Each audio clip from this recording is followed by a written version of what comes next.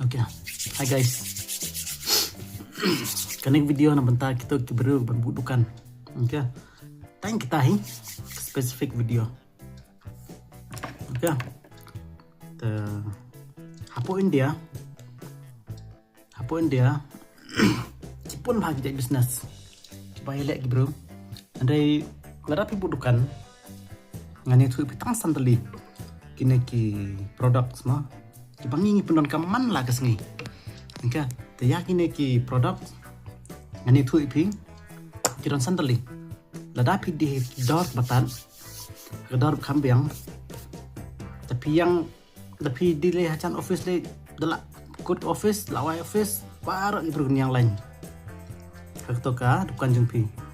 Kita ke bisnes bangkuak ban itu ipi kita ki produk. Kaman lah kesini pun kam. Oke, kita lada PD agak kambing kibaru kun wanted untuk kanjumpi. Kita ada ke pengen itu ipi. Ada ke number 1 dewe sugar.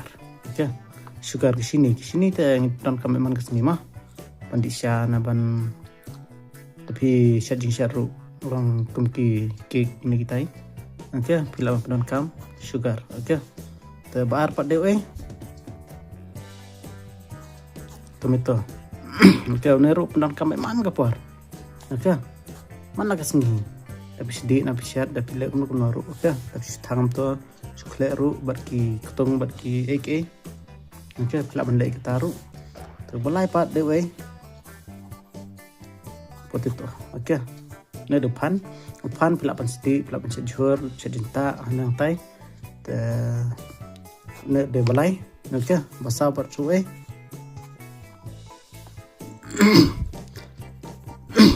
Onion. Ini ada upiat. Okay. Ini satu lagi very important. Okay. Upiat ru laban kelek laban bam ru biang tapi kelek untuk ru biang dasiat insya don kampiat. Okay. Pesan pat most important kedai nabarok gini ada oil. Okay.